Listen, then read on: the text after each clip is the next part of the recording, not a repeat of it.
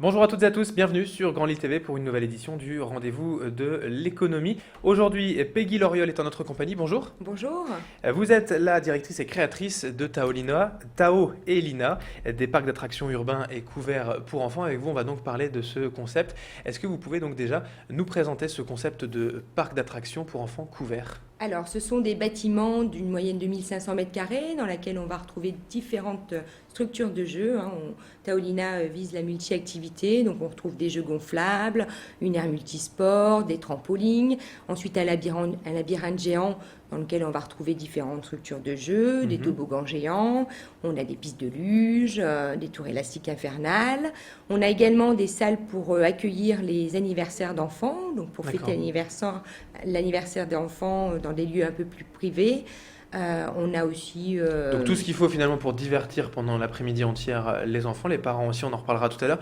Le concept, vous l'avez créé en 2004 à Vandeville. D'où vous est venue cette idée? En voyageant, donc en Italie, des amis qui avaient des enfants nous ont emmenés dans un parc d'attractions couvert en Italie.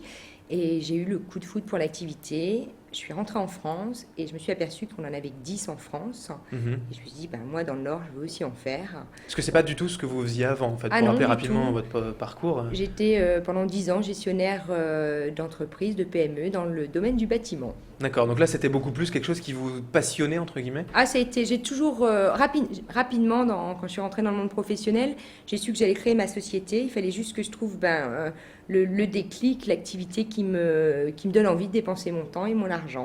Alors premier donc parc urbain et couvert à Vandeville en 2004 et un autre a suivi peu après, est-ce qu'on peut également en parler? Voilà, donc la ville de l'Homme m'intéressait pour implanter un second parc. Et ça s'est fait en parallèle de la découverte du premier lieu de Vandeville.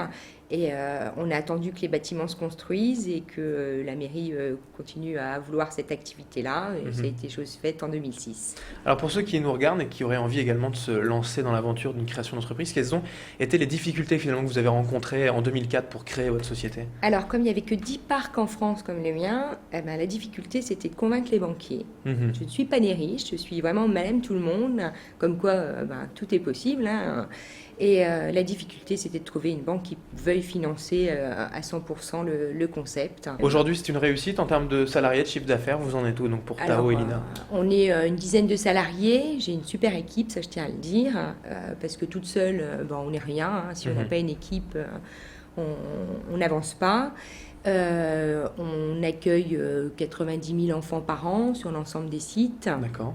Et alors pour l'actualité également concernant Tao et Lina, c'est un investissement qui vient d'être fait Oui. donc sur le parc de l'Homme. Est-ce qu'on peut également l'évoquer? Alors l'investissement a été fait sur les deux parcs. Sur les deux parcs, Donc on a investi 200 000 euros, plus de 200 000 euros. On a ajouté deux structures de jeux à Vandeville, 3 à l'Homme, dont un parcours acrobatique en hauteur. Donc pour toute la famille, on se retrouve à 4,70 m du sol et on va évoluer sur différents agrès.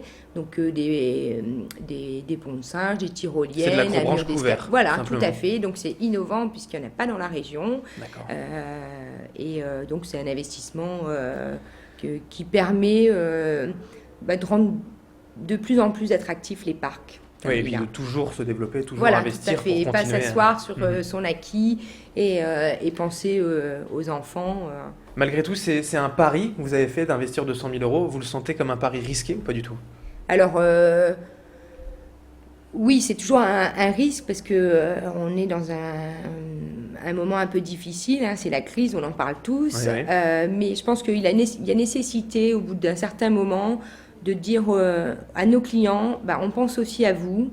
Donc voilà, on investit 200 000 euros, c'est risqué, mais au moins, ça montre qu'on est toujours dans le coup, qu'on veut toujours faire notre cœur de métier qui est de rendre attractif une après-midi pour les enfants. Alors vous parliez justement de la crise, c'est la question suivante. Vous sentez le loisir en général, le loisir des enfants impacté par la crise?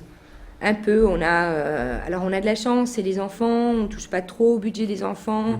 Les parents aussi ont un rythme, je pense, de travail très soutenu et c'est un bon moment de voir ces enfants s'amuser et sortir des toboggans avec un smile jusque-là.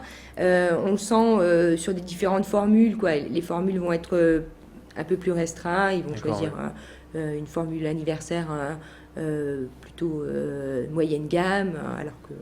Alors quand on parle de Taolina, rien que dans le nom, c'est évocateur pour les enfants, mais vous accueillez également les adultes, les comités d'entreprise, des arbres de Noël. On peut en parler également? Oui, tout à fait. Alors, on a notamment le nouveau jeu à l'homme qui permet aux parents d'accompagner les enfants, mais surtout de s'amuser avec eux. Mhm. Et on accueille également des comités d'entreprise pour les goûters de Noël, là c'est le moment. Les centres aérés, toutes les vacances scolaires, on a des groupes de centres aérés qui viennent tous les jours. Dernière question rapidement, quelles peuvent être encore les pistes de développement pour l'avenir? D'acquérir d'autres parcs Mhm. et de toujours être en veille sur les nouveautés qu'on peut y mettre. Parce que je pense que je ne suis pas toute seule dans la région, dans les parcs d'attractions couverts. Mhm. Et il est important de toujours innover et de faire voir qu'on est dans le coup parce qu'on accueille des enfants. Donc, Très bien, d'accord. Merci Peggy Loriol d'avoir été en notre compagnie. Je rappelle donc que vous êtes la responsable et créatrice des parcs d'attractions couverts urbains à Vandeville et à l'Homme, Tao et Lina. Merci d'avoir été avec nous et bonne merci journée. à vous. Et merci à vous de nous avoir suivis pour ce rendez-vous de l'écho. C'est fini pour aujourd'hui. Dans un instant, la météo, l'infotrafic. À tout de suite.